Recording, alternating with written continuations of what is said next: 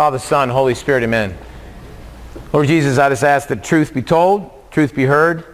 I ask that Our Lady and our Mother cover us with truth and bring us to the Sacred Heart. And in honor of our Father, we say, Our Father, who art in heaven, hallowed be thy name. Thy kingdom come, thy will be done, on earth as it is in heaven. Give us this day our daily bread, and forgive us our trespasses, as we forgive those who trespass against us. And lead us not into temptation, but deliver us from evil. Amen. St. Francis, pray for us. St. Padre Pio, pray for us. St. Anthony, pray for us. Mom, pray for us. All right. My name's Tim Francis, and I have a cool job. So I get to go all over the country and tell an incredible story. And who doesn't like to do that? But I want to talk first. I have to talk about the boring stuff first, which is me. Then I got to tell you why I'm here, and then we'll get into the good stuff. But obviously, we all come from a mom and dad. This is my mom and dad. Mom's no longer alive physically, but as you'll see, highly involved spiritually. My dad is, and this is my first communion. And I don't put that up there to be cute. I put that up there because I went to a church called Sacred Heart. And like most Catholics, and I'm never here to offend you, I am Catholic, but like most Catholics, we have no idea why we do what we do. Is that fair? And my mom always had a Sacred Heart picture, and up until this, I didn't know what the heck the Sacred Heart was all about. But you'll find out that Sacred Heart has everything to do with what we're going to talk about tonight. I went off to Ohio State University. I grew up in a town of about 5,000 people where we went to church every single Sunday. And then I went on, and my feast days were Ohio State, Michigan football, and spring break. That's spring break. That's what I lived for, right? Church, boring, done, gone. And that was all of my brothers. I'm one of 6 kids. And then I came down to Dallas, Texas. I was chasing a business opportunity, and I met somebody from Texas, which is how I ended up here. And we got married in Lake Tahoe. And we thought it was beautiful. My mom thought it was a tragedy because we got married outside the church. Now, this was in 1999. Pay attention to the dates because you'll find, as I look, and I know you guys who've been Catholic for 50 years and you know about all the feast days, dates are so important, it's incredible, and I'm starting to realize that. So I got invited to a church. I hadn't been going to church for years, and my wife and I got invited to a church in Grapevine, Fellowship Church. So funny because I've been traveling all over the country. I've been to hundreds of parishes, and I've been telling this story, and now I'm here just down the block from the church. And I tell people that's because people who grew up in like a small town in a Catholic church, just so you know, it doesn't look like that, right? So when I walked into Fellowship Church, it was like they were having plays and skits, and I was like, man, this is church? You dropped your kids off at Disneyland? I'm like, man, this is incredible. And my wife had no religious upbringing at all, and so she thought, man, this is great. She had a theater background, and immediately we got plugged in. I mean, plugged in. We had the first what they called New Walk Bible study at our house.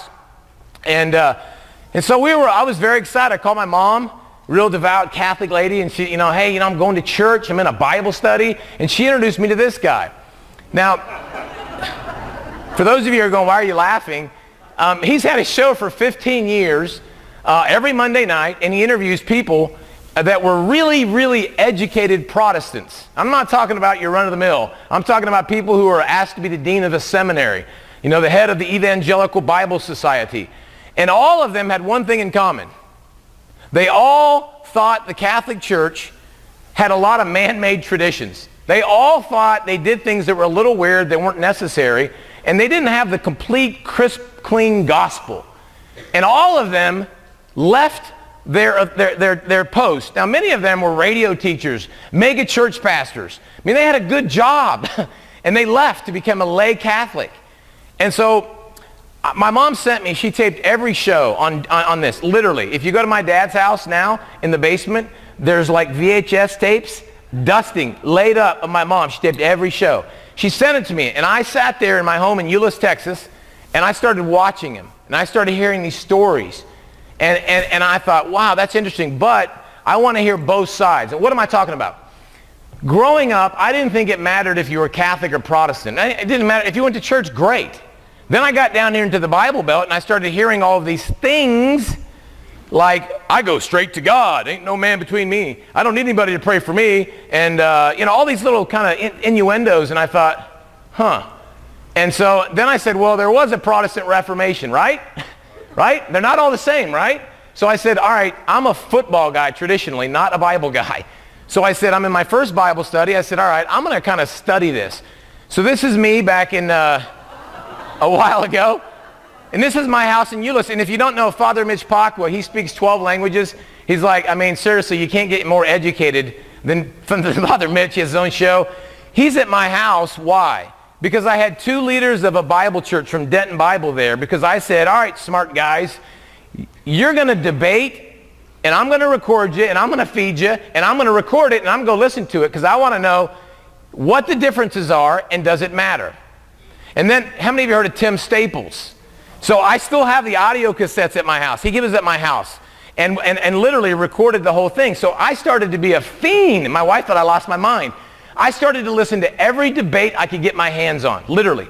And I'd go back and outline it and look at it. And I go, a lot of people think when they hear this, they say, well, he's doing this because of his mom. No, I got motivated because of my mom.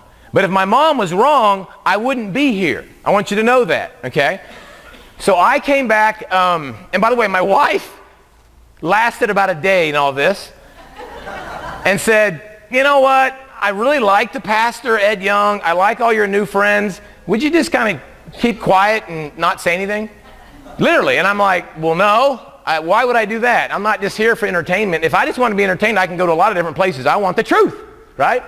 So she wasn't interested. And she'll be here tonight. She'll tell you that. So I was kind of in an island by myself. Literally. I'm thinking, I don't know, one Catholic. Do Catholics even do Bible studies? I mean, I'm literally, I was like, because the Protestants, I mean, they're like Bible study every night, you know. So I was kind of on my own, and I was a little confused, because when I came back to the church, I remember it was like I remembered it. People came late, they left early, and they weren't real nice. And people seemed kind of bored. Is that fair? Like, everybody wasn't engaged. Like, over at the fellowship, it's like, you know, sitting theater style, boom, you know, you're like, wow, yeah, raising your hands. So I was like, if this is true, here's my question.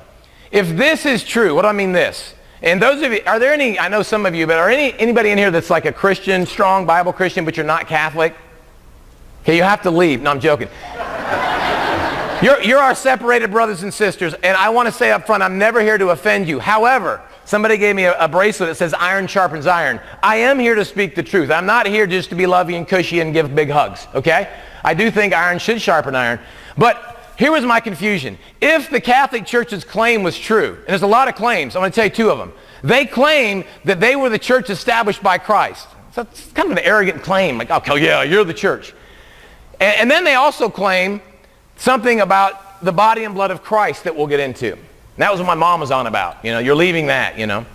So I said, if it's true, why? Why are they, I'm sorry, I can't get up. Why are they so fired up, but these people seem to be kind of indifferent? And I think I figured it out. And it all goes back to my mom. At least one of the reasons. My mom sent me another tape. So if you're a mom or grandma that keeps sending it, eventually they may watch it. But she sent me this tape, Signs from God, Signs Test Faith. 28 million people watched this on Fox. All I knew is there's 35 minutes of it that my mom taped on a big VHS tape, and I had 2 questions when I watched it. One was, is it true? Because I've never seen anything like this in my life. To me, it was like watching a UFO. Like, is it true? Did they really find Bigfoot? You know? I didn't even know it had anything to do with the Catholic Church. And the other question was, what does it mean? I mean, what the heck does it mean? It took me 9 years. I lost that tape. My mom passed away in 2004. Fast forward, it's 2008. A guy calls me. I don't know if he's here or not. I told him to come. Out of the blue, he says, hey, man, you left some Catholic tapes at my house about 9 years ago. He goes, I was cleaning out my house. He's not Catholic. He doesn't even go to church. He goes, I was cleaning out my house, and I thought maybe you wanted him. And I got there, and there was my mom's tape with her handwriting with that. And I said, daggone it, I knew I was supposed to do it. So I got on Google again, because back in 99 there was nothing, and I found this book. Now let me tell you this.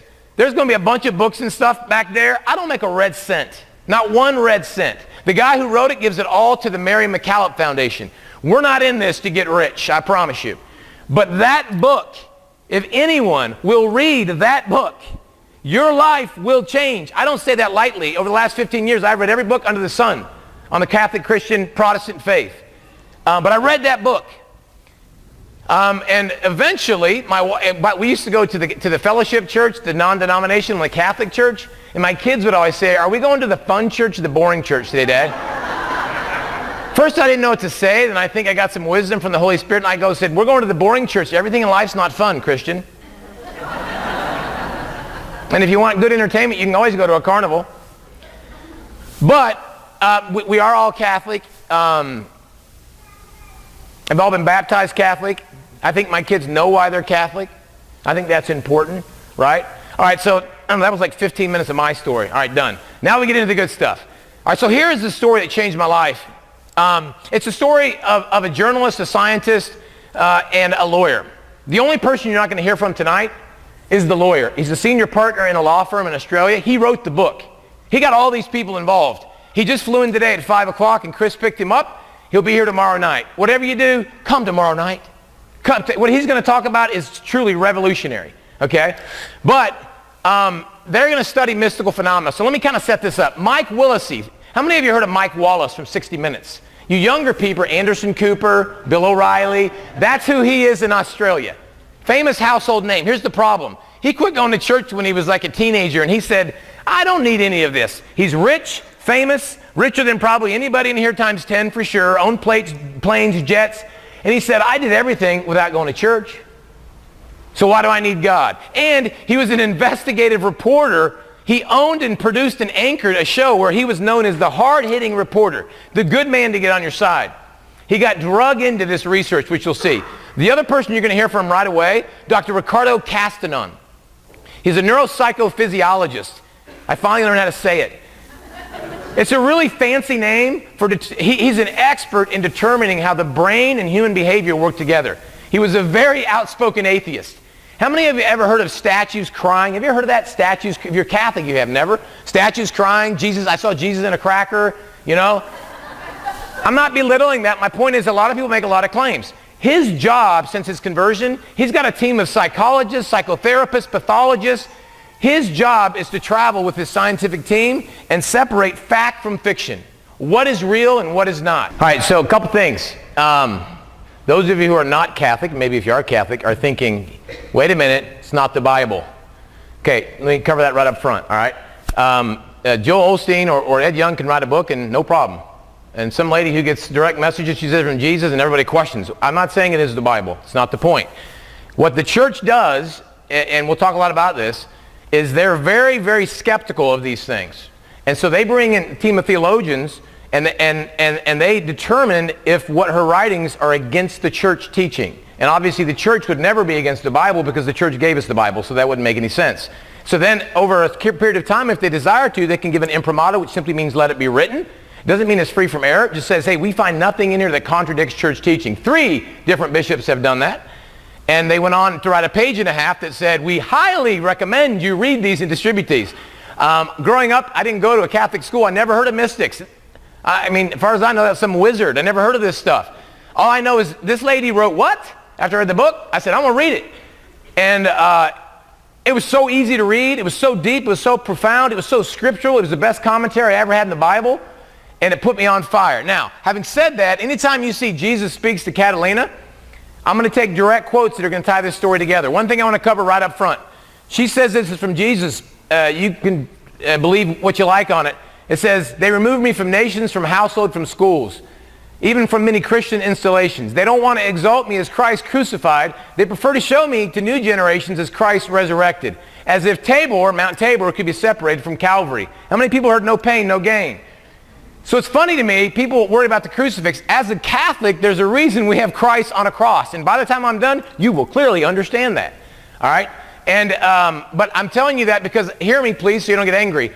I'm going to show a scene, 2 scenes. One, a gruesome stigmata. Another one is a small scene from the Passion of Christ in Mel Gibson's movie. I will warn you before I show that because some of you don't want to watch it. Okay? I'm not telling you you should watch it. Now let me give you my personal opinion for what it's worth. I have 3 children. They're 13, 9, and 7. The thing I worry about now is not whether they see the Passion of Christ. The thing I worry about now is whether they go through the grocery line and see Cosmopolitan magazine. For what it's worth, I know different people handle violence different, so you close your eyes, but my kids don't have nightmares. My kids understand Christ died for us. They understand why he died for us. Hear me, they also understand how to accept that gift. And it's not a one-time thing. Christ said, pick up your cross daily, which we'll talk about. So I'll warn you on that. So here's Catalina. She says she sees Jesus. Dr. Ricardo studies her. He says, I need a bigger sign. He watches her have a stigmata in 1996, and he films it. He says, now I'm going to really study these messages. He studies mystics all over the world. You heard him say it. He said, I studied 20,000 messages. Nobody has the depth of these. I can't speak from experience, but I know they changed my life. So then she's praying because her niece is away from the church. Sound familiar? And the niece comes back, the power of prayer. She says, I'm going to put some Catholic stuff in my house, like statues, right?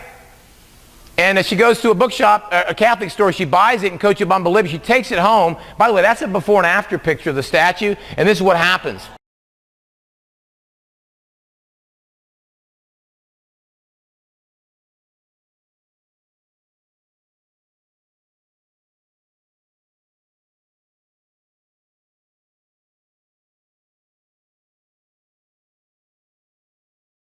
So I've been doing this 4 or 5 years, traveling the country, and we do more than a presentation. We start follow-up groups. I mean, we got some on-fire people, but just hit me. I'm always telling people about this, showing them.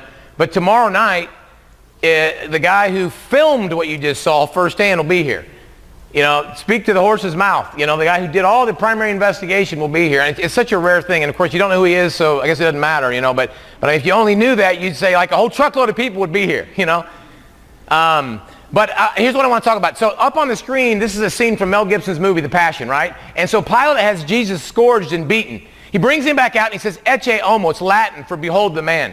This statue is known as Ecce homo. In other words, they carved it to represent what you see right there. Now I tell you that because when they took samples from this statue, plaster statue, that looked like tears, looked like blood, they sent it to laboratories. In fact, Gentest Laboratory was the very best in the United States in 95. They didn't tell them the source. So they have no idea. As far as they know, it's a homicide, CSI, right? They look at it and they said, this is human blood. It's got DNA, but we can't get a profile. Now, I am not a scientist. If you are, bear with me. I'm going to dumb it down.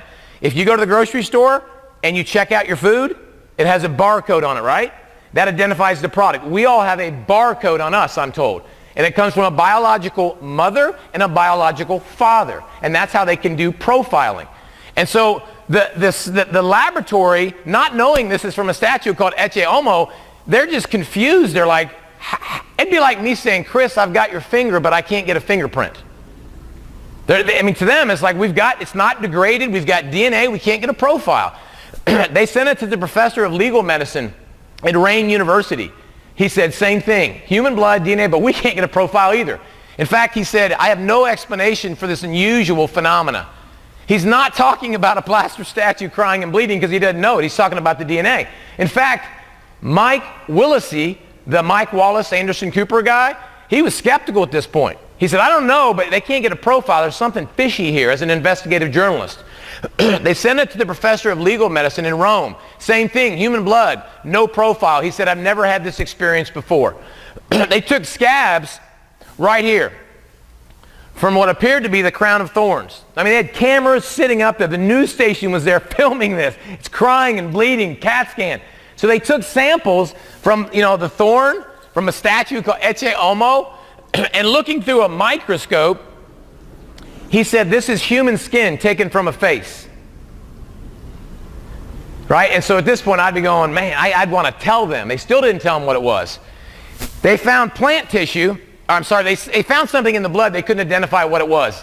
And the pathologist couldn't figure it out. They took to somebody highly specialized. And looking through a microscope, he said, I can tell you exactly what this is. This is from a palm plant, a date plant, a hawthorn plant you'd find in the Middle East. And they're like, you mean like that produces thorns? Yeah. So he identified actual thorn in the blood of a statue called Ecce homo, not knowing it was a statue that would be identified from the Middle East. The Greek word in the Bible for miracle is sign. They sent this statue to the Vatican to be considered an official sign from God. We'll talk about that. He said the cells in the blood indicate this is from flesh that had been wounded and bled. Like he's telling the story of the Passion of Christ through a microscope, right? And Ron will go into great lengths tomorrow night about this. They took scabs. I've already talked about that, Serene. This guy said the flesh had been wounded and bled. Look what he said.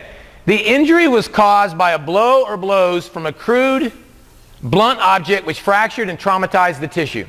They told the scientists finally, and his father was a Nobel Prize-winning scientist, not a believer, and they said the material is from a plaster statue, and he said, of course, no way, no, it's not possible. The material could not come from a lifeless object. That's scientifically impossible. And he said, so either the statue is not a statue or some kind of trick. Well, they did the MRI, the CAT scan. He said, well, I'm having a hard time in my mind working this out. Right? I bet you are, as a scientist who believes in empirical data. He said, it's not within the realm of our understanding. For myself, on a very personal level, he said, I'd prefer this just to be a trick. So he said, I'm not a Bible guy. You say this is a statue of Jesus? Go ask somebody who knows about the Bible. They did. They asked a theologian. And he said, if this is from God, you'll find some kind of basis for it in the Bible. And he said, you know, there's a scene where Jesus is coming in from Jerusalem, and they're laying down palms, and they're saying, Hosanna, Hosanna. And the Pharisees who were jealous, they say, are you going to let him talk to you like that, to Jesus? And Jesus looks over and he says, I tell you, if these keep silent, the stones will cry out. And he said, I think Jesus was prophesying there'd come a day when we would no longer proclaim the divinity of God. We'd rather talk about football than Jesus, yes? My dad's 78. He always tells me about the good old days. He says, back in the day, not everybody went to communion, Tim. Back in the day, they came in, and they came in front of here, and you knelt down because you believed that was Jesus. And he tells me all these things. I don't know, Dad. All I know is when I grew up, I watched Little House on the Prairie and the Waltons. And now I wouldn't let my kids watch TV. So I do think the country probably smelled more Christian 50 years ago. Is that fair? Here's a message that Catalina says is from Jesus. He says, today, how many people believe in him who loved you and truly loves you?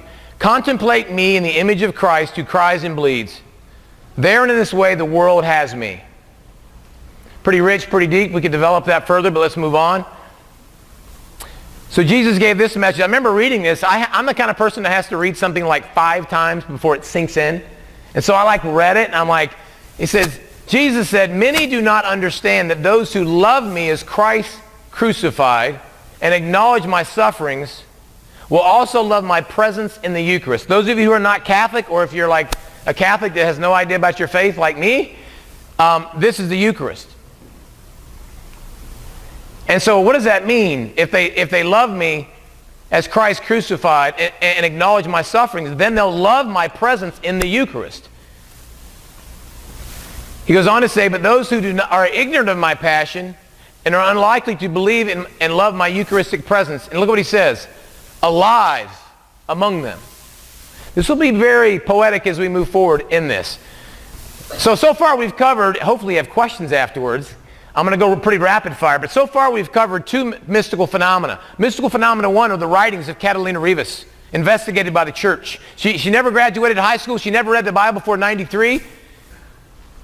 Ron, who will be here tomorrow night, filmed her writing an hour straight without pausing one time, quoting scripture like a theologian, writing in Latin, Greek, Polish, and Italian, languages unknown to her. Scientifically, they've proven it's supernatural. Whether it's from God is a fair question, and we'll cover that tonight.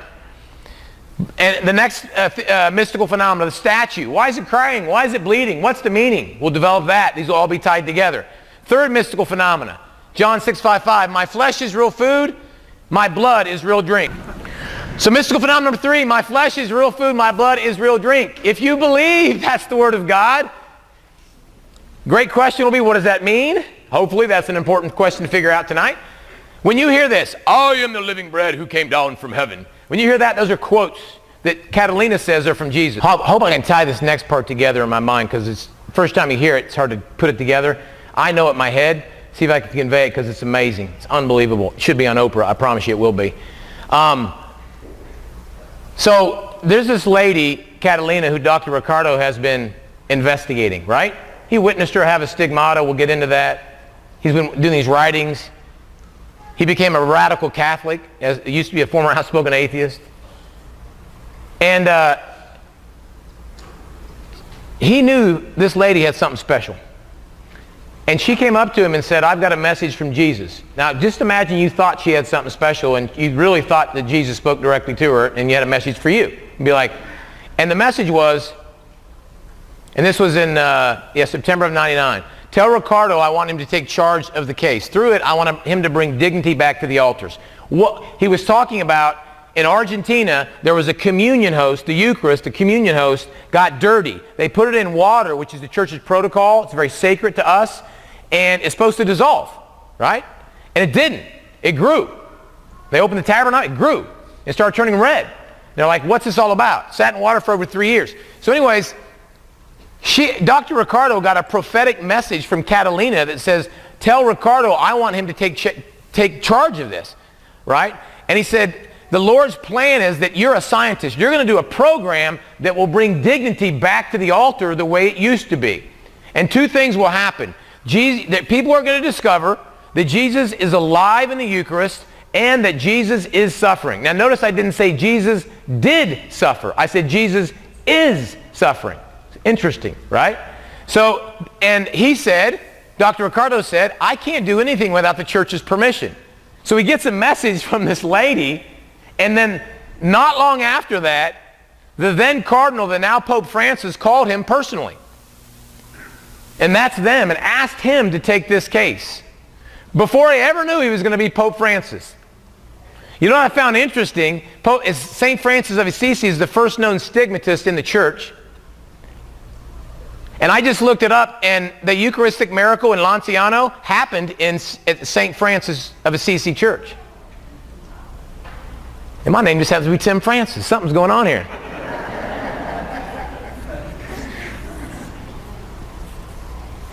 So here's the results.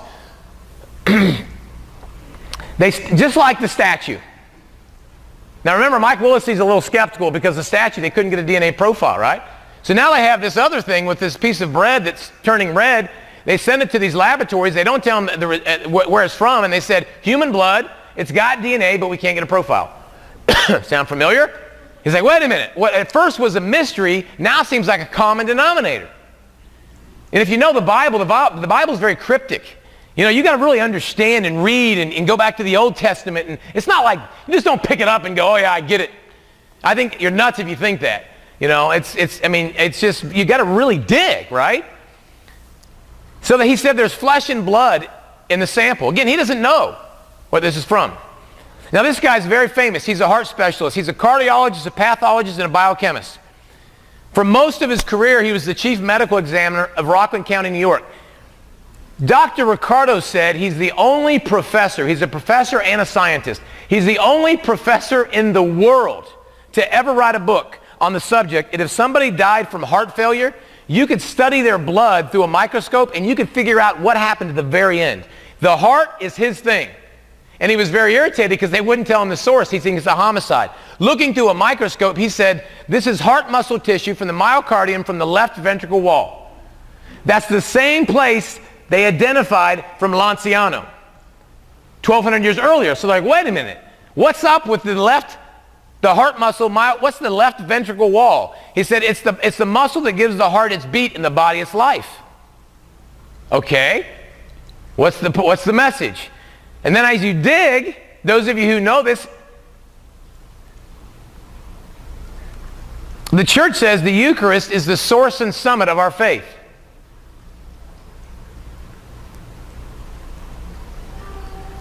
He said it's the part of the heart muscle that makes the body its beat, the body its life. The church says the Eucharist gives the church its life.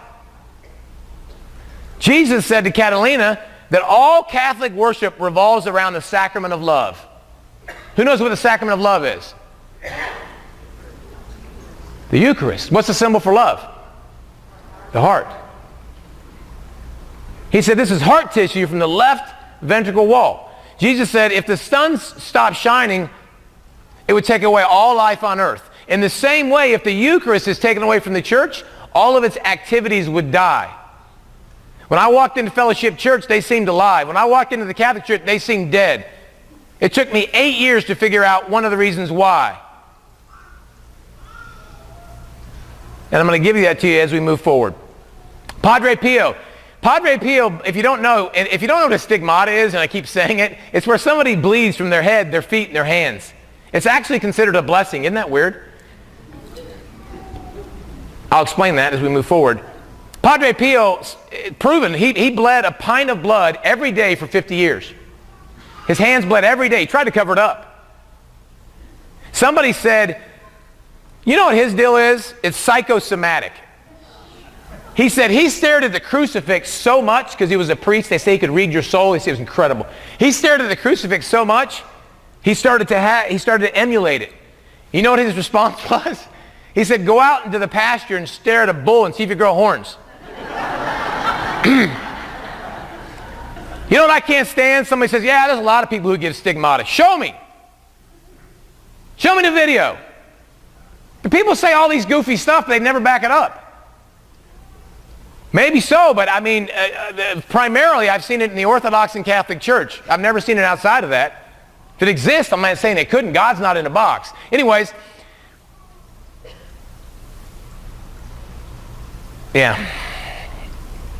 So back to the heart. Dr. Zugaby, he's reading this. He says the heart, he doesn't know it's from a Eucharist, right? He says the heart muscle's inflamed. There's been recent injuries like those I see in cases where somebody's been beaten severely around the chest. This person must have been very beat up. He goes on to say, quote, the person that had this heart must have been very wounded. They were tortured.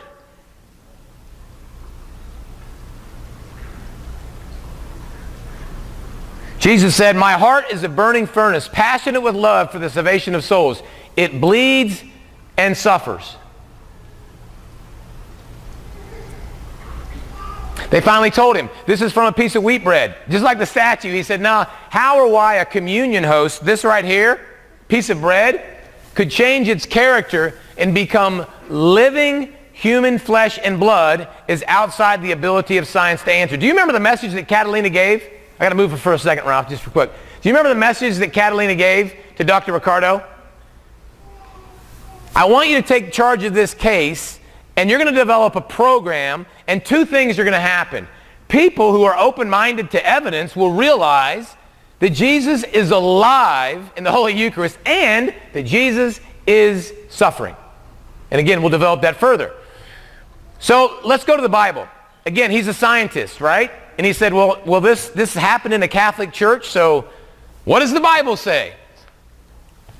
Jesus said, if you believe this is the Word of God, I am the living bread which came down from heaven. If anyone eats of this bread, he'll live forever. And the bread which I shall give for the life of the world is my flesh. He also said, unless you eat the flesh of the Son of Man and drink my blood, and drink his blood, you have no life in you. Whoa! When he said this, they started grumbling. That how could he give us his flesh to eat? We're not cannibals. Here's what he didn't do. He didn't go, hey guys, I was just kidding. It was an analogy, it was a metaphor. He turned to them and said, do you want to go away too? And they said, Peter said, where are we going to go? You have the words of eternal life. In other words, I don't get it, but I've seen all of your miracles. You got it. Maybe later we'll understand it. That was a year before he instituted the Last Supper. Look what he says. This is the Bible.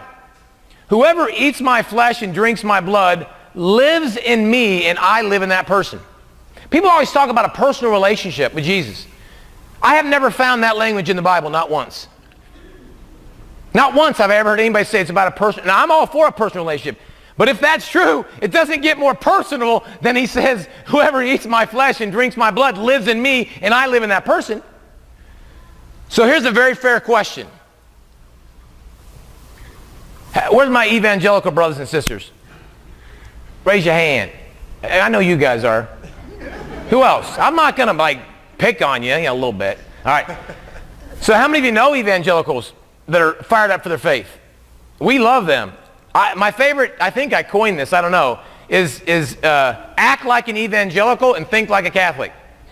And hopefully I'll prove that when I'm done. We need evangelicals because they love the Bible. They have great values. They had my wife and I adopt all new values. So I have nothing against the evangelical church. However, Here's a challenge for you, and I hope you take this seriously. So I'm over at Fellowship Church, well-meaning guy. I'm not here to bash anybody, right? So well-meaning guy, and he says, Jesus says, this is my body, this is my blood. Is it fair to say Jesus did not say this represents my body, this represents my blood? Jesus says, this is my body, this is my blood.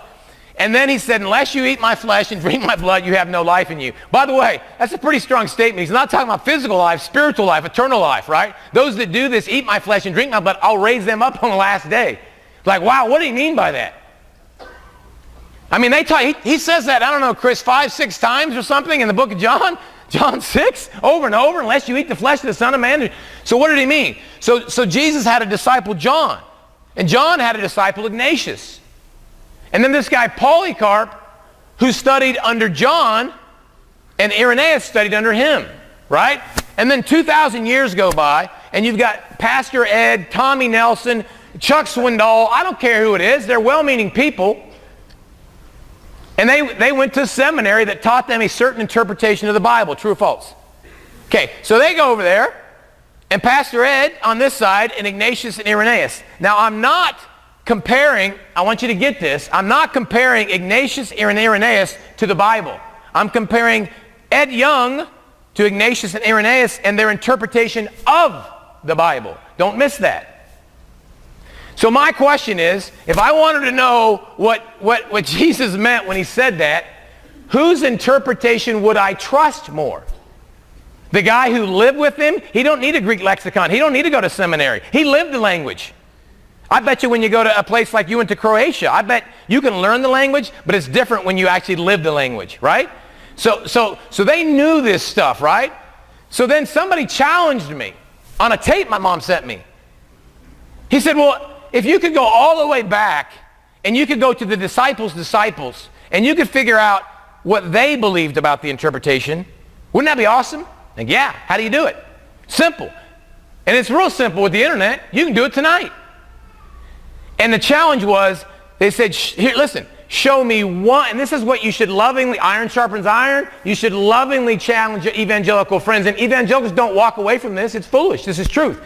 They said, show me one Orthodox Christian, one that ever interpreted Jesus symbolically there. One. I said, should be easy. No. Here's what Ignatius said. Ignatius said, the bread is the flesh of Jesus, the cup, his blood. He said they, the Gnostics, and the Gnostics were heretics, abstain. This is 150 AD. You don't even have a Bible for 380 AD.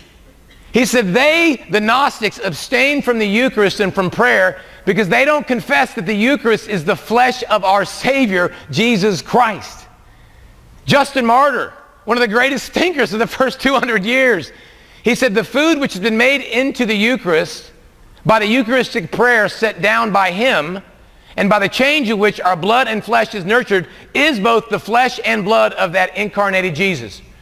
Irenaeus, how do you know that Matthew wrote Matthew? Somebody answer. Irenaeus. Yeah, you were here last night. People say it's in the Bible. No, it's not. None of the gospel writers signed it. Not one. The only way you know that John or Matthew wrote Matthew is because of oral tradition. Read a case for Christ. Read evidence that man's a verdict. They say it. And you listen to someone like Josh McDowell and Lee Strobel and they say, well, one of the people we lean on for that is Irenaeus. So you lean on him for Matthew wrote Matthew, but you ignore him when he says the wine and bread, having received the word of God, become the Eucharist, which is the body and blood of Christ. That's kind of picking and choosing. And then Ignatius said, take care to use one Eucharist, so that whatever you do according to God. For there's one flesh of our Lord Jesus Christ, one cup in the union of his blood. Look what he says. One altar, and there is one, this is 150 AD, one bishop with one presbyter. And then Jesus, speaking to Catalina, says, I have said this is my body. And this statement carries the force of omnipotence if it is proclaimed by my authentic ministers. Who is an authentic minister? I'm going to answer that question tonight. And one way I'm going to answer it is through satanic worship. Hopefully that gets your attention. Jesus says, oh, by the way, If you can't find somebody who believed what you believed about the interpretation of the Bible and they were contrary to it, it's like that, I don't know, I'm not here to offend you. Maybe you believe in once saved, always saved. Nobody believed that for 1,600 years. Nobody. Ever. They believed the opposite.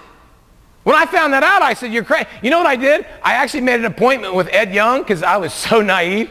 And I thought, he must not know about the church fathers. And I took a whole stack of stuff over there, and I said, I can't find in this true story. And he turned me off to his assistant, and he sat and he goes, what's the problem, Tim? And I go, well, there's no problem. I'm just a little confused. I'm like, I just read all this, and they all agree with the Catholic interpretation, so and he said, that's just not how we understand it. Oh, okay. Well, there you go. Perfect. Wonderful. That's deep. Jesus said to Catalina, when you contemplate the sacred host, by the way, either it is Jesus or it's not. We don't have the same faith. It's not true. Stop saying it. That's relativism within Christianity. Either it's Jesus or it's not. There's no gray area. True or false? When you contemplate the sacred host, you see a round white shape, of course, seemingly bearing no other glory than being raised by the hand of the priest. Looks like bread, walks like a duck, right? He said, you must believe that when you look at the sacred host, you are indeed beholding Jesus himself, who now speaks to you. Do you know the Catholic Church teaches that when Father consecrates, consecration means he repeats Jesus' words. This is my body, this is my blood. Do you know that when he does that, we believe that that's actually Jesus, just like he was here 2,000 years ago? Isn't that wild? Oh yeah, the creator of the universe is now bread. Somebody say, why would God become bread? I don't know, why would God become man? It's a mystery, but I got a CD that will explain it very clearly for you. Very clearly for you. My 13-year-old, when he was 7, we were at St. Michael's in Bedford, and I showed him all these videos. And by the way, we're just getting started. I showed him these videos, and you know, I kind of believe when you come into church, we teach, those of you who don't know, I didn't know, that this candle over here, when it's lit, we believe that Jesus Christ is alive, body, blood, soul, and divinity in there in the tabernacle.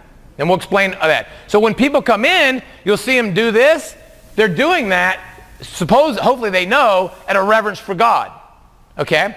So we teach our kids that when you come into church, if the candle's lit, don't talk. You're coming for prayer.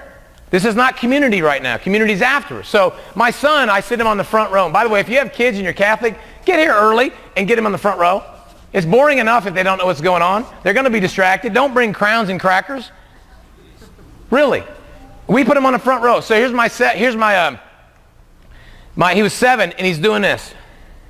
And I look at him like, this Christian, I said, what are you doing?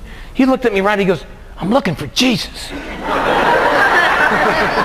Now he may not understand transubstantiation, but I promise you, brother, St. Francis of Assisi, hello. He said, man should tremble. The world should vibrate. All heaven should be deeply moved when the Son of God appears on the altar in the hands of the priest. Is that true? Yeah, but does it happen? Come on. Make sure you get this if you're not Catholic. It's a free gift, because I know you want to know where this is in the Bible, and I've got it for you. Make sure you get these, Jesus and the Jewish Roots of the Eucharist and the Confessions of a Megachurch Pastor. It's a free gift to you. He had one of the largest megachurches in America, radio show, highly, highly educated, and he left the church in 2007 and became a lay Catholic. That's not fun, by the way, compared to what he was doing. And but you'd love to hear his reasons for that. It has to do with the Eucharist, by the way. So what's the purpose of a bleeding host? Any ideas? Bump the person next to you, wake them up, speak. Help us believe. What's the first miracle in the Bible? Water, wine, right? Why? What's the purpose? Well, I mean, probably many layers of meaning there, I'm sure, but one would be to showcase the divinity of Christ, right? I mean, every miracle, whether they're a physical healing or a doctrinal confirming miracle, is meant to showcase the glory of God and the power of Christ, who he was. True or false? All right, so this is what we call a doctrinal confirming miracle. Okay? So what's the purpose? Now, Jesus told Catalina this. He said, I allow myself to bleed in many hosts before your eyes so that you will be certain that miracles keep on occurring before your unbelief. People say, I don't need miracles, I believe without them. Maybe you're here right now and you're like, hey buddy, I didn't fall away from the church and start partying like you did. I've been going to church my whole life. You're preaching to the choir. Here's my message to you. You got friends and kids and grandkids who aren't in the choir. And this ain't about you, my brother. We're called, if it's true, to bring people into the church, right? And I'm going to tell you something. I needed to see miracles. Why? Because I've been in sales and I don't believe emotion. I like the facts. We live in a culture that says, I'll believe it when I see it. Everybody knows that. Jesus told Catalina, human nature today has to see to believe, which is why there are so many images that weep to make people come back to me somehow. My flesh is real food, my blood is true drink. How true that is. Mel Gibson's movie, The Passion, if you've seen it, I don't know if this is true or false, but I heard that Mel Gibson was researching and he was going to a library to determine how to make the movie, and this book fell on his head. This lady had stigmata. She's a mystic. Blessed Anne Catherine Emmerich. He got most of his movie from her, from this book. She got mystical messages from Jesus. She lived on the Eucharist alone for 10 years. No food, no water. This next person, I'm told Hitler was deathly afraid of. She was blind and paralyzed. She got both of them back, and then she got this gift. Isn't that a gift? I'm going to show you what a gift that is. Kids, you don't have to ever experience this, nor do your parents. She lived on the Eucharist alone for 36 years. This is in a communist country. They probed and prodded her. She lived on the Eucharist alone for, again, shouldn't this be on Anderson Cooper, Pierce Morgan, or, this is insane. Why? My flesh is real food. My blood is true drink. Jesus is showing supernaturally what's happening spiritually. My mom sent me this tape. And after this, we're going to take a short break, but don't fall asleep for this one, please. This is the one that got me. This is the one that said, is it true and what does it mean? So what happened is Mike Willisey, he's over there. This is the journalist. He's over in Cochabamba, Bolivia. He got talked into going over there, and the Fox network hired him. And they're sitting there because they told him that this lady, Catalina, the one that gets the messages, they said she was having stigmata every single Friday. And so they went over there in Holy Week in '99. And they said, we're going to get it on film. For the first time in human history, nobody has ever filmed somebody prophetically saying when something would happen.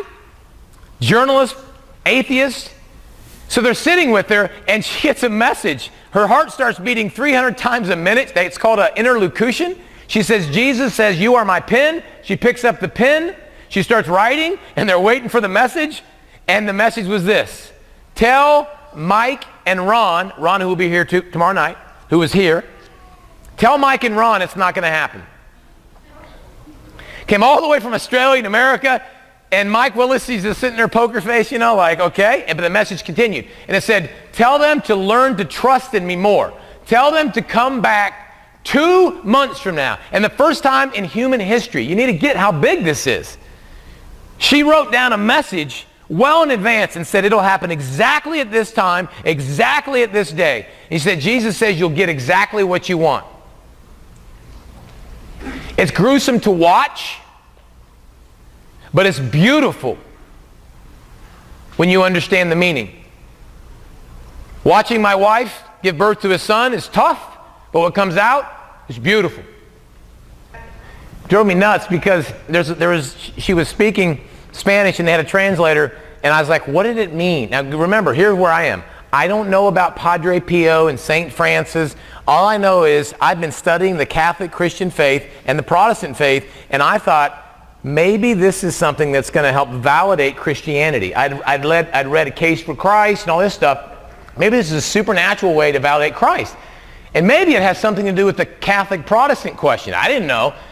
I called Fox, and they didn't have it. Literally, I couldn't figure anything out. I was like, and they had this translator, and I'm going to show you in a minute after we take a break. And they said, what do you want people to get from this, Catalina? I'm like, what is it? And she's up, da-da-da, speaking Spanish, and the translator goes off. I go, what? You're kidding me. What did she say? And I never, ever found out. I lost the tape until 2008 when I got the book. So, was it real? Well, I would venture to say that we have more proof that that happened and that she had a stigmata than you have that Abraham Lincoln was the president of the United States.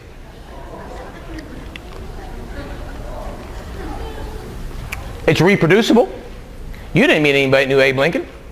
You're going to meet somebody tomorrow night that filmed this, that has all the raw data. A case in court would stand up and say, we have more empirical proof of this than so many other things. Now, what does it mean though? Right? How do we know it's from God? Is that a fair question? Could be diabolic, couldn't it? How do you know that the 27 books in the New Testament should be in there? The canonization? Yeah, how do you know that? The church. The church. That's who decided. If I said, I want you to read the book of Barnabas and I want you to read the book of Philemon, and you decide which one should be in the Bible, you'd pick Barnabas. Talks more about Christ than Philemon. So how do we decide to put that in there and not Barnabas? The church. It's so interesting to me when people say, I trust the Bible, but I don't trust the church. That's an oxymoron. That doesn't make any sense. I didn't call you a moron. That doesn't make any sense. The church, can you imagine I gave you a book and then you said, I don't trust your interpretation of the book you gave me, Tim. I wrote it. Right? It's obviously, if you think that there's things that shouldn't be in the Bible or shouldn't be in the church that are in the Bible and they're contradicting, is it possible your interpretation is off? All right, so back to this. The prophecy, the stigmata, right? She says, now think of this. This is a very cryptic message. Ron, who will be here tomorrow night, he said it took him, I think, 2 years to figure this out. He didn't get it right away. The message when she was about to have the stigmata was, tell Mike and Ron it's not going to happen. Tell them to come back 2 months from now. And it said, the day after the feast of Corpus Christi. Now, if you're going to have a party at your house on Sunday, would you send out invitations and say, come to my house the day after Saturday? So, they didn't figure this out, and they said, wait a minute, why was this cryptic come back the day after, you know? And so they said, well, wait a minute, what's the Feast of Corpus Christi?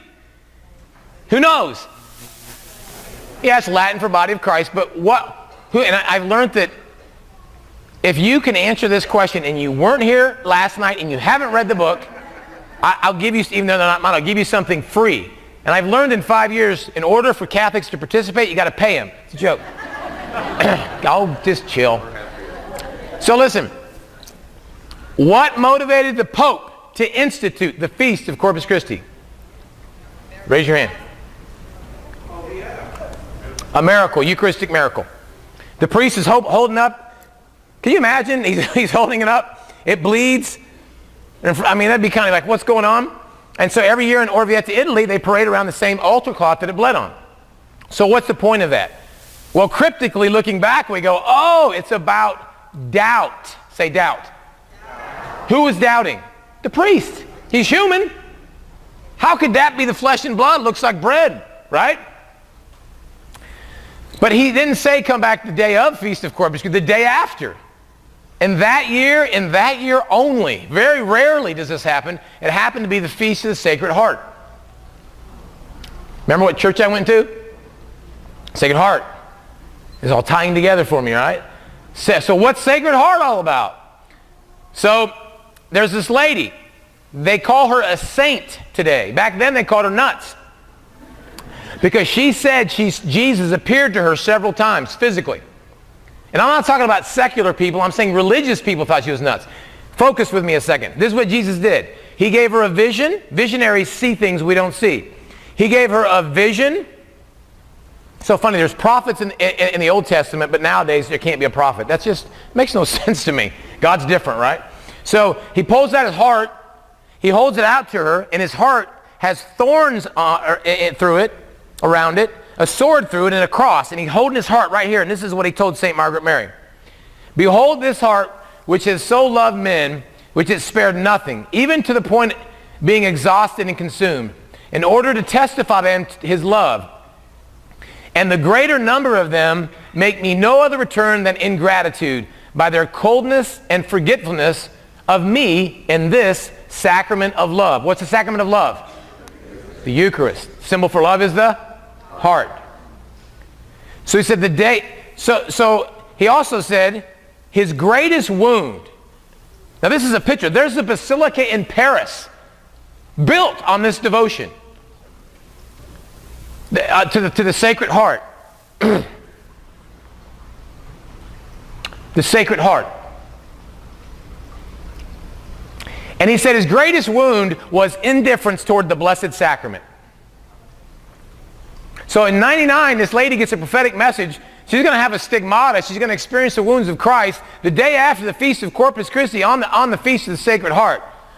At the end of the show, the thing I missed, I finally got, he said, what do you want people to get from this? So this is for you. I've already seen this. Catalina says two things.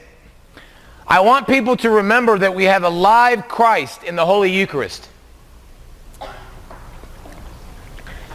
And two, please don't forget Jesus' suffering for all of us. My wife said, I have to go over here for a second, Ralph. My wife said something like this: isn't Jesus God? Yes? I said, yeah. She said, well, isn't God everywhere? I said, yeah. She said, well, how could Jesus be, why is Jesus suffering? Well, there's multiple reasons we're going to talk about tonight. But one of the reasons, according to many of the mystics, is that we believe Jesus is in there and very few people come to visit him. So if you put your parents in an old folks home and you never visit them, would they be happy or sad?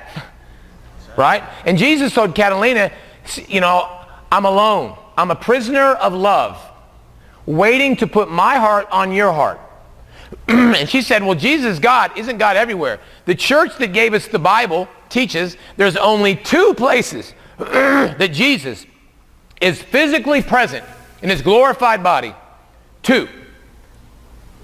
Anybody know?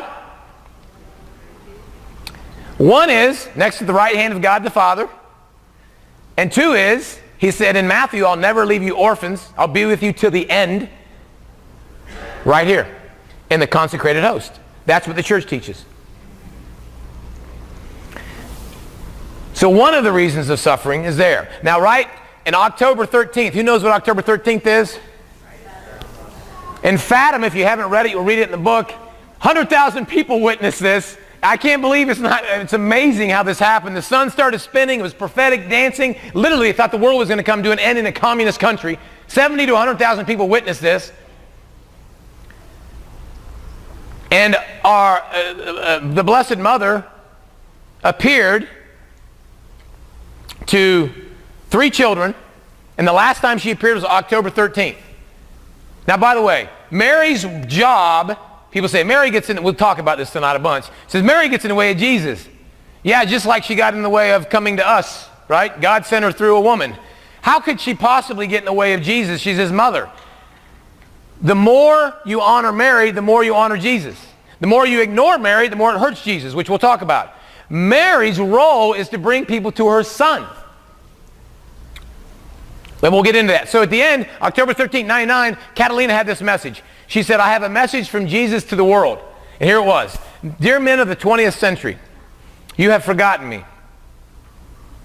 I'm coming back again to take you away from the darkness and to show you the true faith. I come to hug you. I want to put my heart in your heart. This is before they ever got the Eucharistic miracle that it was heart.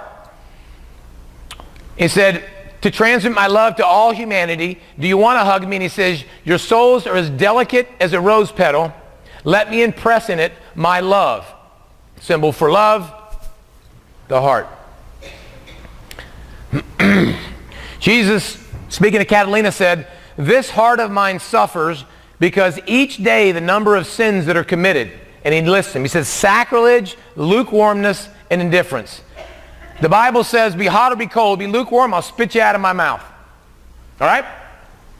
Somebody asked me, how can this Catholic Church be true if people seem so indifferent and so bored? Why are the other churches seemingly on fire and the Catholic Church is not? Well, one reason is because they have different music. You may not like it, I'm just going to be real with you. Another reason is they're super duper friendly. Another reason is they have a great practical message. They give somebody to take that they can use tomorrow. But what I realized was, and this is, the next 10 minutes are going to be a little painful, I'm sure. When Jesus was getting beaten and scourged, he's God. God is not contained in space and time. He was before, during, and after. He said his greatest pain was not on the cross. His greatest pain was in the garden the night before. That's why he sweat blood, when he took on all the sins of the world. And he said this to Catalina. He goes, when I was getting beaten, I could see how, when those filthy and repugnant hands dealt me blows and slaps, I saw how often I would be struck and slapped by so many souls who, without purifying themselves of their sins, without cleaning their house with a good confession, would receive me in their hearts. Let me go down this path. The Bible says, whoever eats the bread or drinks the cup of the Lord in an unworthy manner will be guilty of profaning the body and blood of the Lord. How can you be guilty of profaning a symbol?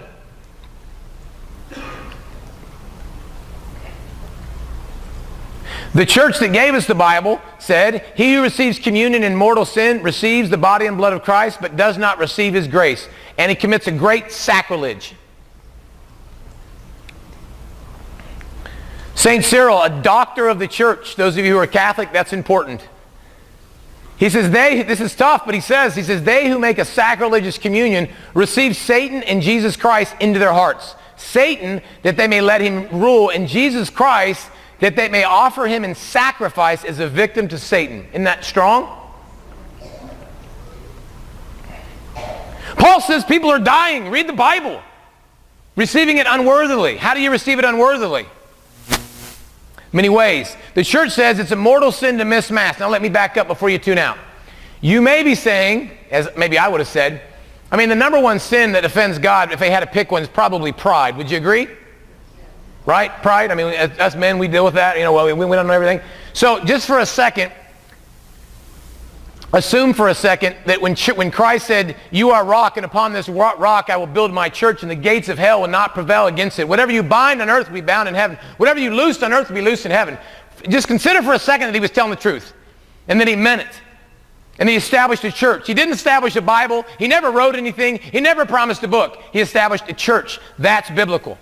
That's biblical.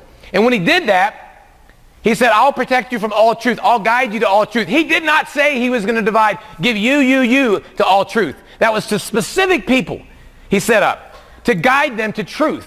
Now, assume for a second that the church is correct on this. And they say that one of the 10 commandments is keeping the Sabbath holy. Yes? So they say missing Mass is a mortal sin. Now, the Catholic Church teaches there are venial sins and mortal sins. I don't have time to go into that. Could easily prove it biblically, but I don't have time. There are sins that lead to death, and there are sins that don't lead to death. But they teach a mortal. Mortal means death. The church teaches that if you die in mortal sin, you go to hell. Now, the church does not say anybody's in hell. Doesn't say how many people go to hell. The Bible certainly doesn't give a real strong outlook for that. You know, the road to hell is very wide. The road to heaven's very narrow. Those that, on and on. But let's just assume for a second the church is right on this. Mortal sin, die. Go to hell. The church says it's a mortal sin to miss Mass on Sunday or a whole day of obligation. For you Catholics, 70% of registered Catholics miss Mass on a regular basis. 90% miss Holy Day of Obligation. Hey, check it out. 9 out of 10. You want to know why church is dead? 9 out of 10 kids from 18 to 46 who call themselves Catholic are not in church on Sunday. If you asked me 20 years ago at Ohio State, I mean, just keeping it super duper real, we had a thing called a tailgate. You guys have heard of those? We'd start on Wednesday, and it would end on Sunday morning. Ohio State, Michigan, right? And we would be so drunk that literally I'd never make it through the game because I just was obliterated. Not proud of that, but that's the reality. But if you asked me at the tailgate, hey Tim, are you religious? Yeah, I'm Catholic. What? How could you say that? That's nuts. I remember asking my mom, Mom, is getting drunk a sin? She's like, well, my mom's so nice. Well, getting drunk, but drinking's not. I go, Mom, everybody in college gets drunk. They just don't drink. You know what I mean? And I remember there was a Protestant pastor. He said, what makes you think you can live like hell and go to heaven? What makes you think you can live like hell and go to heaven? I remember thinking, golly, that's so true. The road to hell is paved with good intentions. We've all heard that, right? People say, well, I'm a good person, yeah? So back to this. If 70% or 90% miss Mass, the church teaches for something to be mortal, there's 3 conditions. One is it has to be grave matter. Okay, one of the 10 commandments qualifies. Check. Keep the Sabbath holy. The second is you have to have full knowledge. Now, when I would go to these parties, right, I would then come back home to my mom and dad in my little town, Ohio, and I'd come to Mass, and I couldn't wait till it was over. When they were going to do Eucharist, I was happy because that was halftime was over, and we're about to get out, right? And I'd go up and receive the bread. I didn't think about this other stuff. I didn't think, oh my gosh, I'm committing a sacrilege. So I don't think it was mortal. I don't know. I just didn't know. I don't know. But I found out that if you have full knowledge that the church teaches that and you refuse to listen to it, you're guilty. So if you didn't know it up until now, tag you're it. You got full knowledge. Now, you can choose not to believe me, but you could be wrong. Have you ever believed something and then found out later it wasn't true? The very church that gave us the Bible has taught this for 2,000 years. What if it is true? You say, well, that seems harsh. It seems very legalistic. So my kids think the same thing with me. Dad, you're very harsh. You have rules. If I foul up, you spank me. Well, yeah, because I love you. Right? The Eucharist is actually the sacrifice of Christ represented. The same sacrifice. He's not beaten again. We're entering into that sacrifice. People say, how do you receive him personally? It doesn't get more personal than receiving the body and blood of Jesus. That's how you enter into full union. That's how you abide in him and him in you. The church has always taught that. Don't get me wrong. Good music is great, but that can come and go. A good message is great, but that can come and go. And then full consent of the will. So if 70 to 80% of the people are missing Mass, and we teach that you should confess mortal sin to a priest, venial, straight to God. Now, before you tune out, someone says, this is Catholics or Protestants. 5,000 people go to Mass on the weekend and 4 people are in confession on Saturday. People say, I confess my sins to God, not to man. Have you ever heard that, thought that? Yep, I don't trust that guy, right? He's just a man. Unfortunately, the Bible says right before he went back up to heaven, he breathed on them, and he said, them, not me, not you, them. And he said, as the Father has sent me, even so I send you. Receive the Holy Spirit. If you forgive the sins of any, they are forgiven. If you retain the sins of any, they are retained. Question, how can they forgive sins unless somebody tells them? Are they mind readers?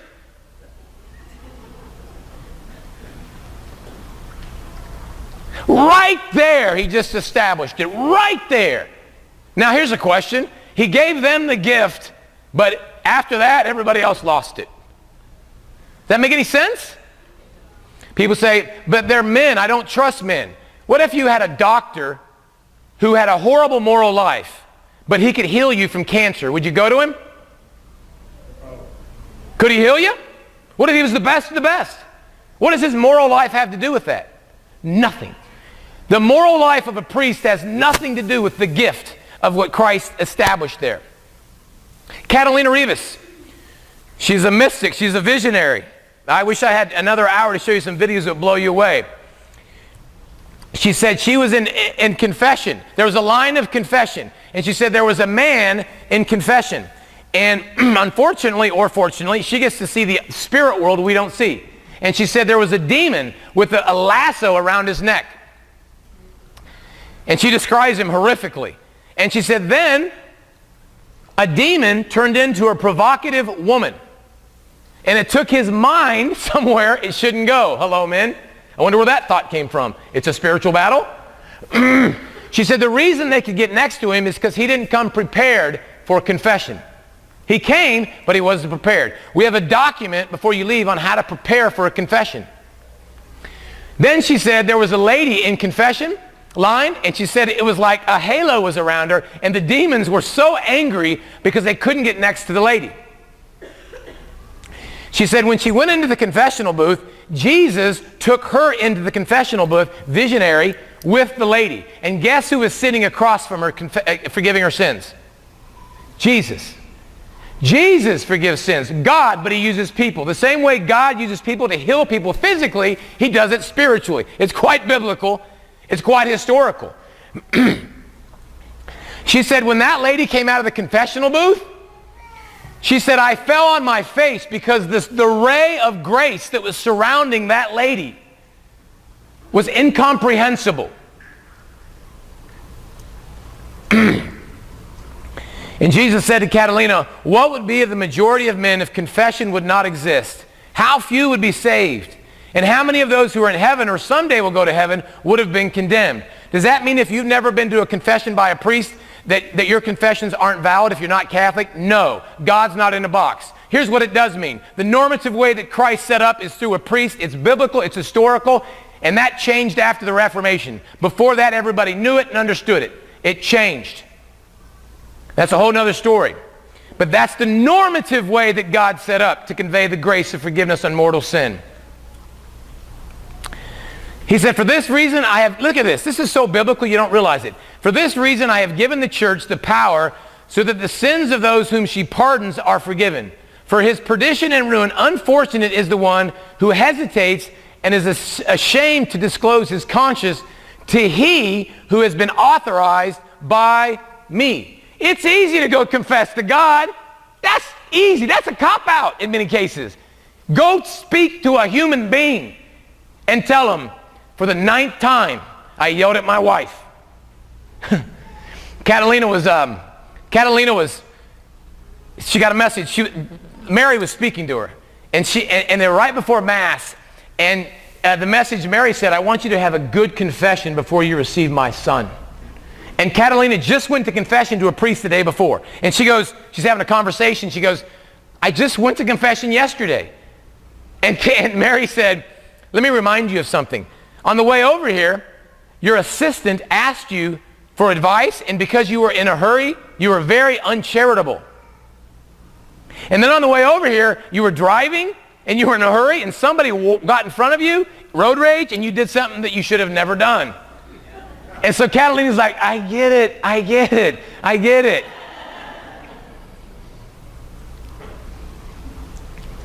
Here's the good news on confession. I promise you, if everybody knew this, the confession lines would be filled up every week like the soccer fields. If it was true, if you believed it. I used to think somebody went to confession meant you had, like if you went and saw a priest for a confession, you had to like murder somebody, right? And my mother was a saint, literally. When she died, all the church ladies told me later that we voted your mom most likely to be saint. Like, she wouldn't even do a practical joke, you know? And I'm one of like 5 boys, we like the practical joke. And she'd think, well, it's like lying, you know? So my mom would go to church, go to confession all the time. And my brothers and I are like, what did mom do? Step on a cricket? You know? Like, if my mom's in confession, I'm going to hell. Party time, let's go, it's over. I got no chance. I got no chance. I just got in a bar fight, you know? Just smoked a joint, well, I mean, all this kind of stuff, whatever, you know? And so, why? Jesus said it's a medicine, not a punishment. I told my kids, I go, you're not going to believe this. Popeye eats spinach. I know it's old, but they know that story. Popeye eats spinach, get strong, right? I say, when you go to confession, when you receive Jesus in the Holy Eucharist, you get supernatural grace, strength to fight the devil, and on top of it, vices are cured. People go to psychologists Jesus says, I am the great physician. Come to me. You have financial problems, you go to a banker. You have marital problems, you go to a psychologist. He said everybody has, this is a message from Catalina, everybody has spiritual problems. You go to Mass every single day, you go to church, you do Bible studies, but you're uncharitable to your wife. Or you get here and somebody's in your seat. Or you're done with Mass and you're ready to leave because you're like my dad, an old timer, right? And let's go. And somebody's in your way and you're like, all right, move. Go to confession, you lost your patience. Patience is a virtue. The opposite of virtue is a vice. Doesn't mean you're a bad person. What if you got strength to have more peace, patience, kindness, love? What if Christ established it as a blessing, not a punishment? If it was true, would more people go? Of course they would. If your kids are if they come home from college, or anybody you know, you bring a friend and they're not Catholic, do not let them go to communion. By the way, if you're not Catholic, we're not trying to keep you out. The reason we don't let you go to communion is that professes oneness. We don't want to lie. Your church does not teach that. And just because you believe it, just because you believe this is, you say, well, I believe this is water, so therefore it's water. Well, no, that's subjective reasoning. It's either objectively water or it's not. And we'll get into that as well. Temptations, some men are saying, I can't take it. I go to bad places on the internet all the time. Temptations are repelled. The stalking of Satan is destroyed. New graces are acquired. Virtues grow. Patience, kindness, love. You don't get it on with your spouse? I don't care if you commit a mortal sin or not. Go to confession. There's grace. All the saints believe this, by the way. Many of the saints, and the saints are people who gave you the darn Bible. The saints are people who died for the faith. The saints, these are the greatest minds throughout the history of the church. Most people think, that's another story, but bottom line is this. The bottom line is this. They believed in going to confession every single week, sometimes every single day. They approached the altar very seriously. Very seriously. People say, I believe this is Jesus. What does it mean to believe? Two nights ago, I emailed a guy who worshiped Satan for 26 years. He's a high wizard. He was. He's a Catholic now. He had a deliverance. He formerly worshiped Satan. There's only about 10 high wizards in the whole world at any time. That means they work black magic and spells. He told me that people who worship Satan sneak into Catholic churches and they steal communion host. A consecrated host. And I said, what do they do with it? He said they spit on it, they chew on it, they stomp on it, they throw it in a fire. Why? Because the demons believe and tremble. Somebody says, well, if I believe it's Jesus. No, it's not. You take any bona fide witch. I've got a CD of a lady who's a satanic worshiper. She got angry with God. She walked into a church. Her child died, and she said, hey, I'm going to get back at you. Later on, she started worshiping Satan. A priest grabbed her. He realized she was possessed.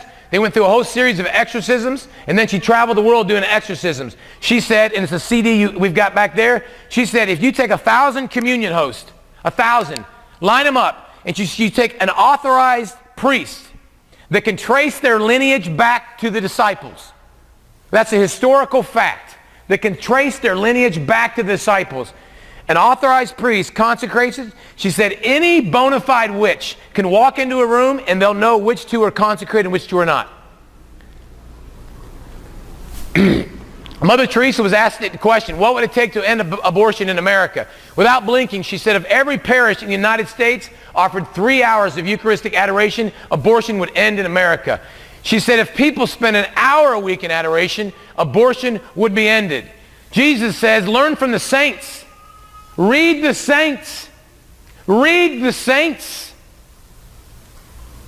They totally understood that this was Jesus Christ.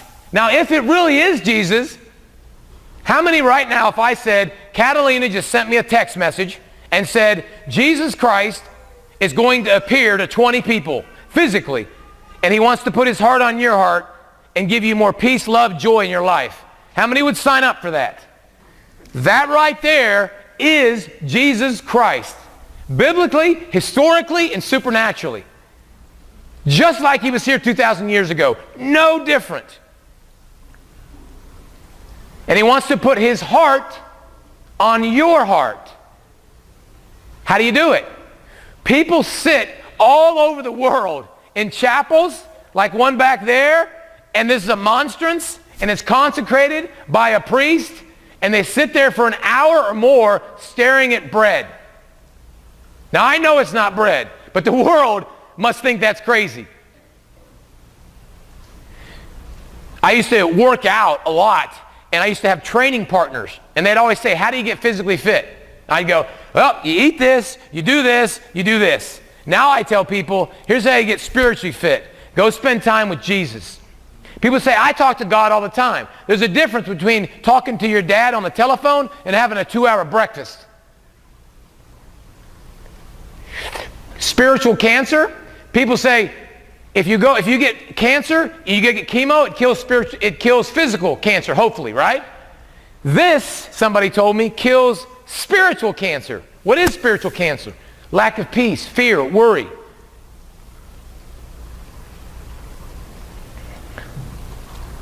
Everywhere, all over the world, this is the only church, this is the only religion that you can go anywhere in the world, and there's a Catholic church. People say, I don't like the priest, he doesn't preach good. It ain't about his preaching, because if it was, as soon as he left, you'd leave.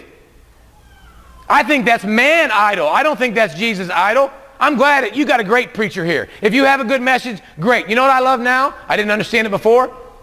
I love the dryness. Because I believe if you're going to get something out of something, you got to put something into it. But when I come here to church, I know that's Jesus. Right? It ain't about being entertained. And I know you know this, most of you, but your kids don't.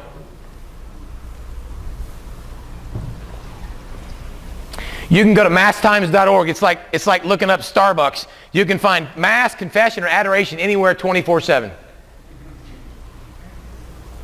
Are you afraid of something? Are you worried about something? Are you losing your whatever? Go spend time for an hour a week. And the angels will come out, I promise you that. That is Jesus. Jesus said to Catalina, even though most of the time you're not aware of it, you leave those encounters with renewed energy, increased strength. Notice he said, even though most of the time you're not aware of it, you can fall asleep. Jesus is there. He said, I'll be with you to the end. There's 3 gifts I want to elaborate on, and then I got a really cool video to show you and some great stuff to tell you after that. His passion. Hey, most people, Ben, see the Passion of Christ. They go, oh, my, it's incredible. And it is, right? It's, oh, my, it broke my heart. I see the Passion of Christ. That's not the same sacrifice. That's just an example of what probably happened. But his passion, right before he was killed, right before what you saw in Mel Gibson, he established the Mass. He said, this is my body. This is my blood. And he gave us. He said, I'll be with you to the end. These 2 things can't be separated. Catalina has a book called The Holy Mass. It's in the back of a book out there. Take you 10 minutes to read it. You'll never, ever do Mass again the same. Read it to your kids. She talks about what's happening at Mass. Angels and demons, lost relatives that have died. She sees all these things. An angel is coming up with you to the altar. And unfortunately, for many or most Catholics, the angel is very unhappy because they're like me. They're going through the motion. That's called empty rituals. I'm pretty sure Paul condemned that. People say, why isn't the Catholic Church on fire? Because we have these unbelievable gifts that I'm about to go, but we're not taking advantage of them. Not only that, there's millions of sacrileges happening. People say, well, that's terrible that people worship Satan. Do that. No, it's not. It proves it's Christ, because they wouldn't do that to another demon, would they? And I forgot what I was going to say. Like last night, and it was important, I'm sure of it. His mother, please don't tune out on this. So 3 gifts.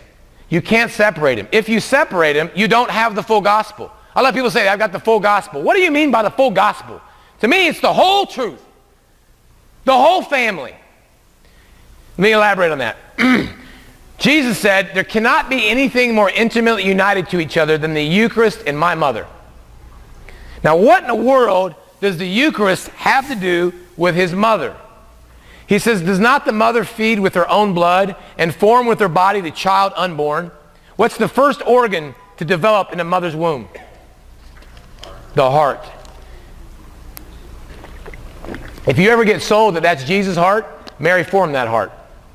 If you had children, they fed off your blood. It's intermixed.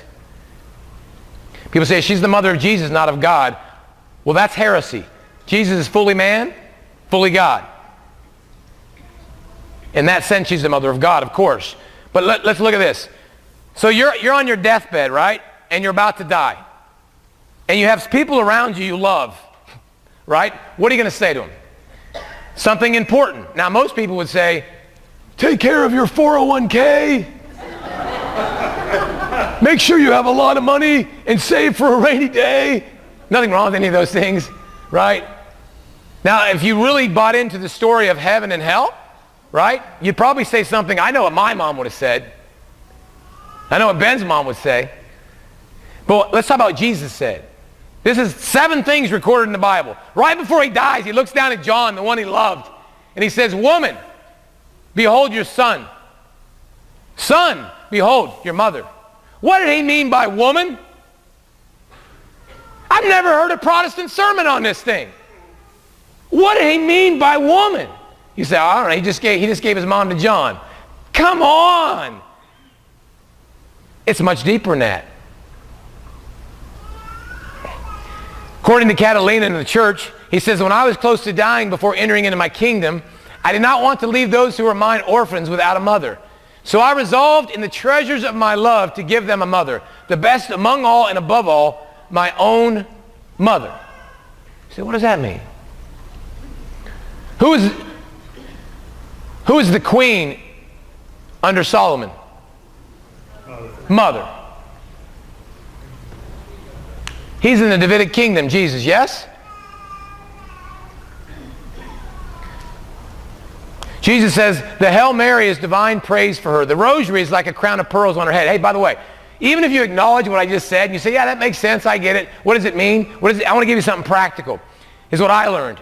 I learned that if you were to hurt my mother 20 years ago, we would fist fight, right? Ben, you can relate to that. If you hurt me, hear me, you would hurt my mother more than you hurt me. Because she's just like an empathetic, mothers are like that, right? If you ignore, if in a perfect world, a perfect family, I know families aren't perfect, but in a perfect family, if you wanted to get to know the son, you'd have to honor the mother, wouldn't you? If you don't talk to the mother, and if you don't talk to the mother, you can't know the mother. If you don't know the mother, how can you know the son in depth?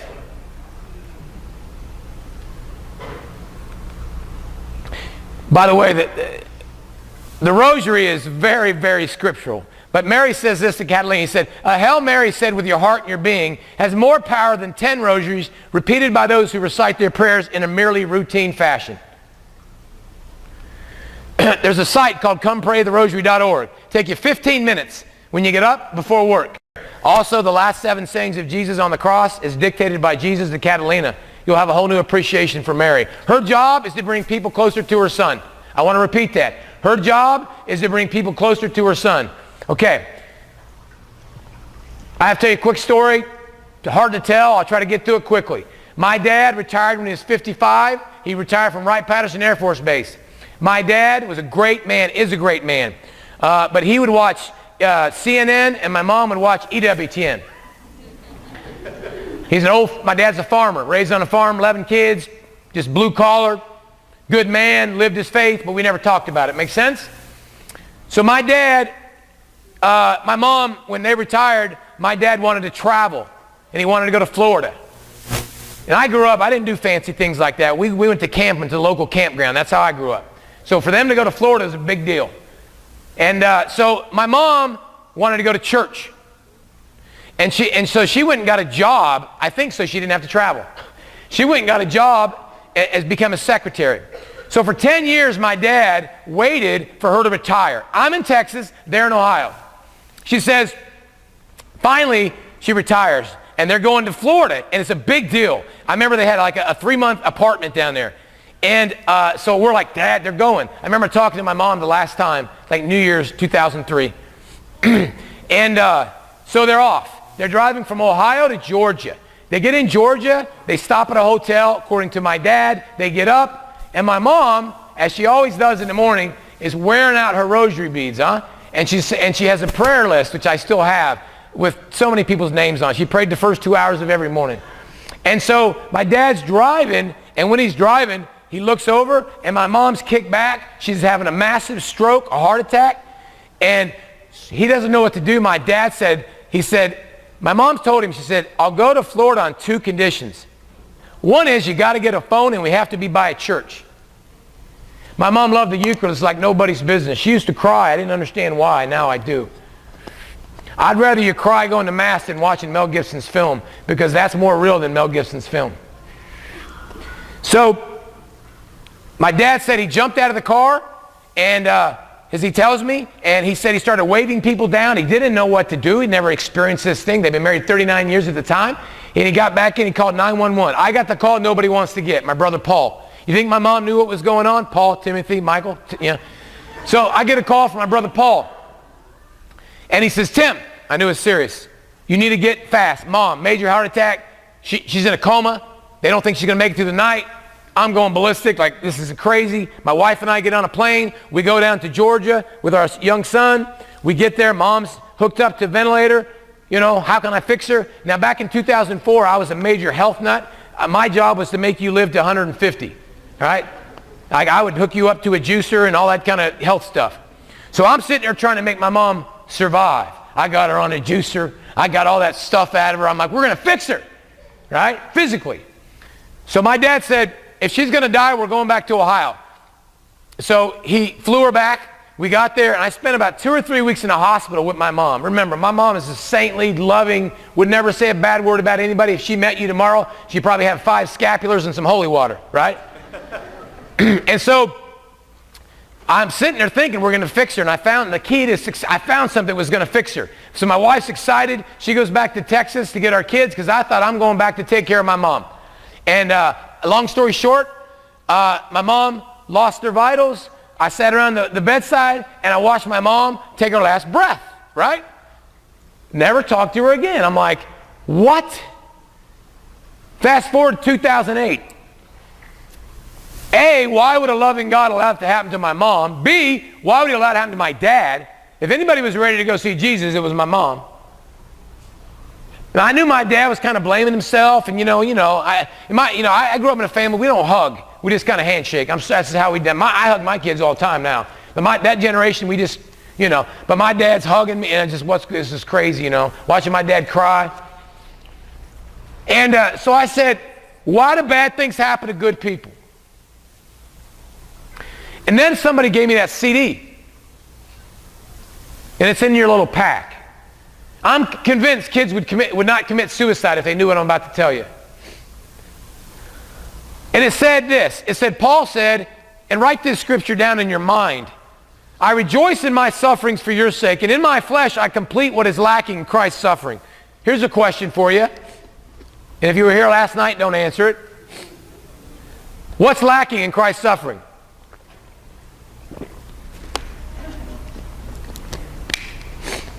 You can't say nothing because Paul just said it was. Anybody?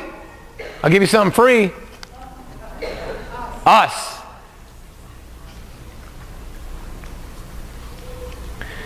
I was trying to heal my mom physically. What I didn't understand is I was being healed spiritually. My dad went from watching ESPN or CNN to now I watch CNN and EWTN. He took my mom's place. In the last 5 years, my dad and I have traveled to 30 churches together. The most beautiful thing ever. Way more valuable than going to the World Series, I promise you. The Catholic Church teaches, and it is the only faith that has an answer for why do bad things happen to good people. Only. That when you suffer, if you attach it to Christ's suffering, I know what the biggest suffering is for you moms and grandmas. I have more 70-year-old friends than anybody could imagine. I'm going to go to a lot of funerals in the next 10 years. But I know what your pain is. It's that your kids and grandkids don't go to church. And you weep at night. They don't understand it. They think you're a fanatic. You are. You're supposed to be. But when you suffer, if you attach it to Christ's suffering, it saves souls from hell. Because Christ is the head and we are the... And whatever happens to your body affects your head, yes? And whatever happens to this arm can affect this arm. It's called empathetic suffering. Why does she have a stigmata? It's a gift. He wanted to showcase his suffering. We have things in the church called victim souls. Google it. People suffer their whole life willingly. Then there's this guy, Joel Osteen. I'm not against Joel. He seems like a nice guy. Don't take what I'm saying wrong. But he was on Oprah 2 years ago on Easter, and Oprah interviewed him. And she said, what kind of God, quote, what kind of God would ever want you to be poor and miserable? I don't think he'd want you to be miserable, but poor? Blessed are the poor in spirit, doesn't mean necessarily financially, but hello, Mother Teresa. He said, there's a belief that you're supposed to suffer more. I just don't see the Bible that way. Quote, my friend Joel, you must not be reading the Bible. Paul says it's the Spirit himself bearing witness with our spirit that we are children of God. And if children, heirs, heirs of God and fellow heirs with Christ. Hello, provided we suffer with him in order that we may be glorified with him. For it has been granted to you for the sake of Christ, you should not only believe in him, but also suffer for his sake. Isn't this a wild teaching? Hello? I remember I sent that to my brother Mike, and I said, what do you think about this? He goes, what do I think? I think nobody knows this. I said, they do. The old timers, I mean that respectfully, the holy rollers like my mom, they do. They have this thing called offered up. I never heard that, Kay. They said they offered up. What are you talking about? They said, I rejoice in my suffering for your sake, and in my suffering I complete what is lacking in Christ's suffering for your sake, the body of the church. Look at this one. According to Catalina, this is Jesus, but it's quite biblical. Look at this. I punish whom I love. Wow. And I test those whom I receive as my children with misfortunes. This prosperity gospel is garbage. It's not biblical. It's not historical. All of the saints suffered. If a blessing meant that you had a six-pack of abs, a big house, and a bunch of money, then all of the saints missed out on that blessing. I found out, maybe you know this, kids, you're going to experience suffering. You're going to have things you don't understand. I want you to know something. You attach that to Christ's suffering, and it saves souls. Christ is not interested in your 401k. He's interested in your soul. And if you having cancer put you on your knees to God, it's a blessing, isn't it? If you losing your job, you say, I didn't get the job. Why did I lose my job? That job may have been the very thing that got you into an affair. How do you know it's good for your soul? I remember reading this. Is it okay if I go a little over tonight? Sure. I'm going to do it anyway. But, so listen. No, if you're getting tired and achy, offer it up. If you're getting impatient, we'll have a priest here tomorrow for confession.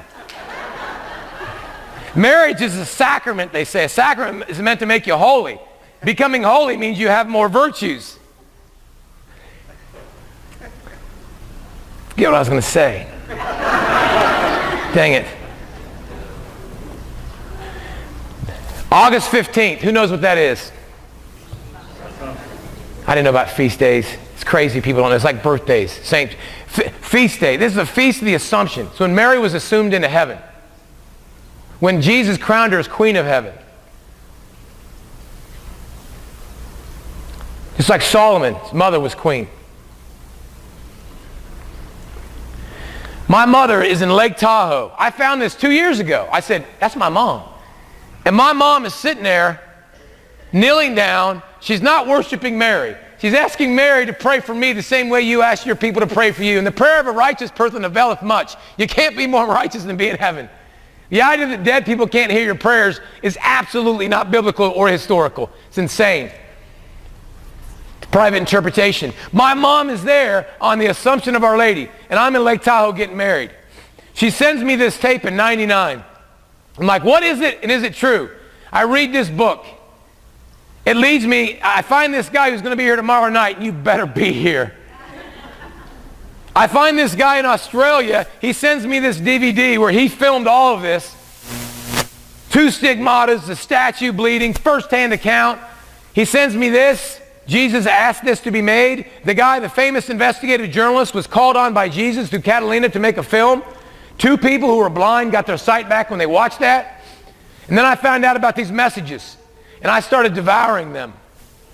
And then my mother, or I found out these guys were coming in the United States. And I said, they said, would you like to do a talk? I said, absolutely. I said, Ohio, honoring my mom, and Texas. I put up a website. I didn't do it, a friend did. And I said, I'm going to make people RSVP. They said, Catholics will not RSVP. I said, I'm doing it anyways. Catholics RSVP. We had so many people RSVPing that the guy hired a professional film crew, and he paid somebody $8,000, and they filmed him. We got it back, and it said September 8th, and I said, I can prove to you that Mary is behind this ministry.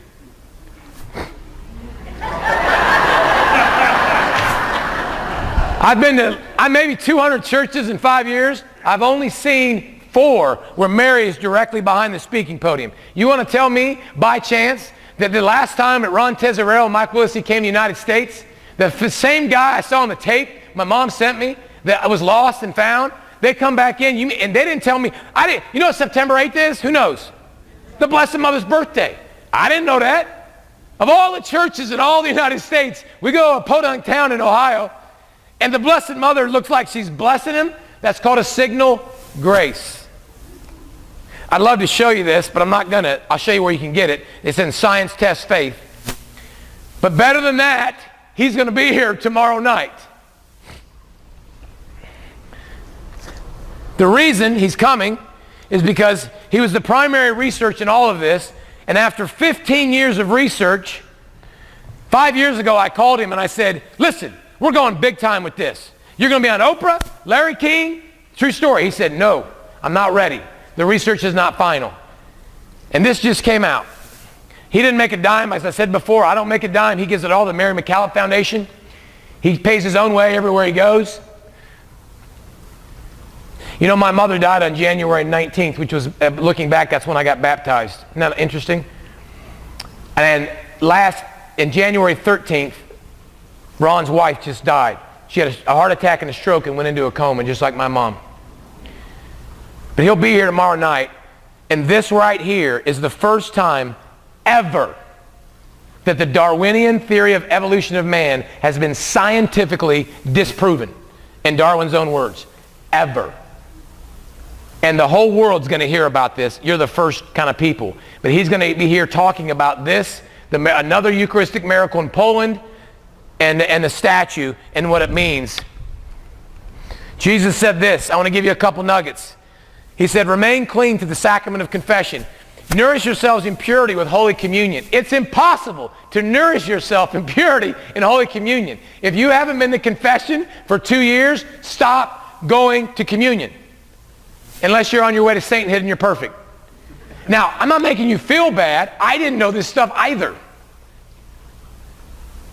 It's a sacrilege. It's not that it's not good, it's bad. If you don't believe this is the body and blood of Christ, then you're going against the Bible and history, and you're on your own. If you believe you can get this in the non-denominational church, ask the person who worships Satan if they go in and sneak grape juice from them. They don't. They don't even teach it. My other question is, honestly, why would you want to belong to a church that was teaching something that was misinterpreted as important as unless you eat the flesh of the Son of Man and drink his blood? Nothing personal, but I want the truth. Remain Nourish yourselves in purity with Holy Communion. Sanctify yourselves and your works each day in the holy sacrifice of the Mass. The Mass is the same sacrifice as Christ, represented exactly like then. You are at the foot of the cross, and when you receive the body and blood of Christ, this is the reason the church is closing. This is the reason the church is dying. It's not about having a better message. It's not about having better music. All those things could be important. It's about 90% of Catholics coming up and receiving the body and blood of Christ worthily. This man, Confessions of a Mega Church Pastor. I love it because he said, how I discovered the hidden treasures of the Catholic Church. And that's what they are, hidden. I told my brother, I said, my brothers, I have two of them who are on fire for their faith now. He says, I don't even listen. He used to live for sports radio. He goes, all I listen to is Catholic radio now. I said, cool, you're in. You drank the Kool-Aid. Welcome to my world. Masstimes.org. I'll share this with you. If you're a mother or grandmother, your prayers are heard. The power of a mother's prayer is strong. Even if they're not in church, don't blame yourself. You're doing all you can. The best you can do is pray. Quit. I'm going to show you when we're done, if you talk to me, how to get them to read the book, by the way. My mom sent me this in '99. She said, if you can't find a Catholic church that has adoration of the Blessed Sacrament, go to weekday Mass and spend some time afterwards with your readings, your prayers, your silence. Don't receive the Eucharist unless you really believe it's the body of Christ, unless you go to confession. I now have a book called Letters from Mom. I never read it when she was alive. And when I went back, I said, Mom is brilliant. If all your kids think you're nuts, you might be on your way to sainthood. All of the early Christians, everybody thought they were nuts. If the whole world thinks you're not nuts and you get along with the world, it's possible you're living a pagan life.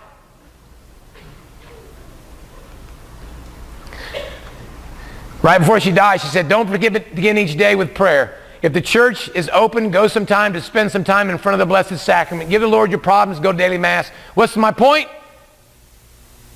All I had to do was listen to Mom. And people say, hey, it's great what you're doing. I'm sure your mom's proud. I work for my mom now.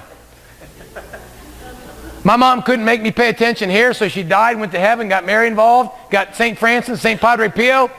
I had no choice. Our goals are simple. We want to increase belief that the consecrated bread and wine are truly the body and blood of Christ. We want to bring dignity back to the altars. Get to Mass early, leave late. Mary said, why do you come late? I remember reading this. Why do you come late? The greatest miracle's about to happen and you're coming late and you're talking? Why do you leave early? My son's blood is soiling in your blood. Let him sit with you. Let him spend time with you. All the holy rollers, respectively, they come early, and afterward you see them praying. I'm like, what are they doing? I know now. We want to increase devotion to the Eucharist during and outside of the Mass. Perpetual adoration. Sorry, Josephine. I had so much to cover. There's a thing called adoration. Do Josephine, I just met her recently. I'm sure it's providential. She's one of the ladies, I'm sure, that everybody thinks nuts, that prays 5 hours a day. No, I know. I got your friends all over the country like you, you know. They pray all the time. They can't walk because they got scapulars on them and rosaries, right?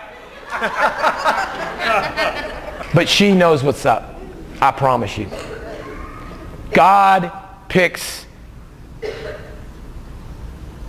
the people with a humble heart, right? Like Ben's mom, like my mom. But she has these things where you can sign up for adoration. Please do it. Try it. Test me. Go spend time in front of the Blessed Sacrament. Watch your marriage. I tell them all the time, I think my wife would agree, that if it wasn't for the sacraments of the church, we'd be divorced. Massive increase in weekly confession lines. Here's the thing. We want to organize and train an evangelization army. Bottom line, Monday night, we're going to be here for a 7-week follow-up. Please don't tell me you're already in a Bible study. Please, this is not a Bible study. You're going to learn more about your Catholic faith in 7 weeks, I promise you, than you can possibly imagine. You're going to be an on-fire Catholic. If you're not Catholic, come sit through it. It's going to be more engaging than any 7-week series you can get at the mega church, I promise you. But the reason is because Catholics don't evangelize. You have 5,000 people at your, 3,000 families, I don't know, and you have 20 people in RCIA.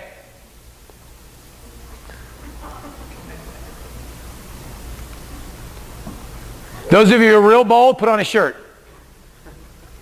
You're saying, I don't want to do that. Somebody may ask me. I got a solution.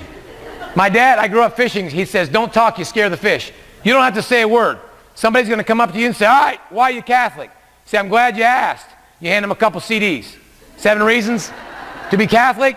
He was a Protestant. He's a philosopher at Boston College. And why I'm Catholic when I can be anything else. Hey, that's called fishing, huh? If you want to bring this program to your parish, and this program is more than a presentation, I promise you. This is the beginning, not the ending. Some of you are going to hope it's the ending.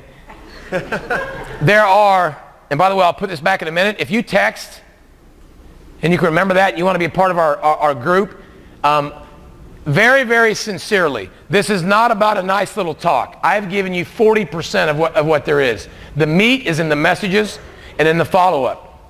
I am absolutely convinced that if you take the time to go through this information, you will be a radical, on-fire Catholic Christian. I don't think you can avoid it. Biblically, historically, and supernaturally. If you love truth. If you love truth. But this program is about an evangelization movement. We're going to have a get-together Monday night here at 6 o'clock and bring food. And we're going to have a share time, and we're going to give out what's going to happen during the 7 weeks. It's going to be an hour and a half each night, and it's about Catholic community. It's about growing in your faith, knowing your faith, and teaching you how to get your kids back in church.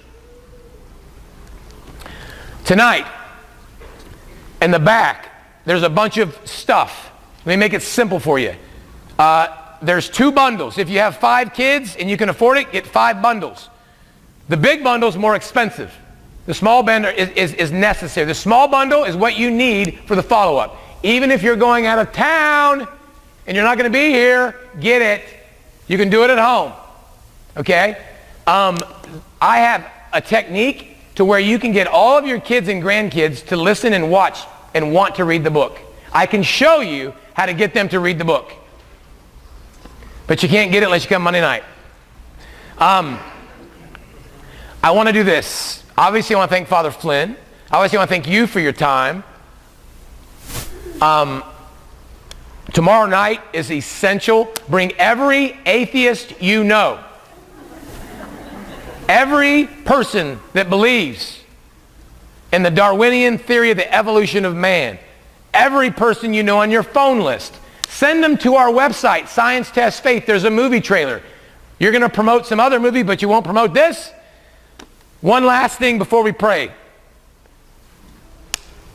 Note from the wife. Oh, no, from the wife. I forgot something. One last thing. How many have seen God's Not Dead? Pretty good movie? Yeah. Heaven's for Real? Courageous? Where's the Catholic films? We're going to change that. God's not dead. He is alive in the Holy Eucharist. And that's the only place on earth he is alive. And we're going to make a film. It's not a Catholic film, it's a supernatural film. Millions of people are going to go watch it. The same people who go watch The Exorcist. The same people who go watch Good Will Hunting. And we're going to draw millions of people to the movie theaters, and they're going to walk out of there Googling adoration, Eucharistic miracles, and on and on and on. We need your help. Don't scoff. It's going to cost us just under $1 million, which is cheap. For the film, we're going to do a major documentary, then a major motion picture. We need a little under $700,000, but we're going to get all that from crowdfunding. But this will be the single, I promise you, mark my words on this. No film like this has ever been made, ever. It's going to be the single largest evangelization film. We're going to have millions of people go to the movie theaters, and they're going to walk out of there going to the internet studying what we're talking about tonight. It's going to be huge. So if you believe in evangelization and you're afraid to talk to people, give us some cash. In honor of my mother and our mother, I want to show you that the Hail Mary is very scriptural and help us lead it back to the Son. So we're going to say the Hail Mary. In the Father, Son, Holy Spirit. Amen.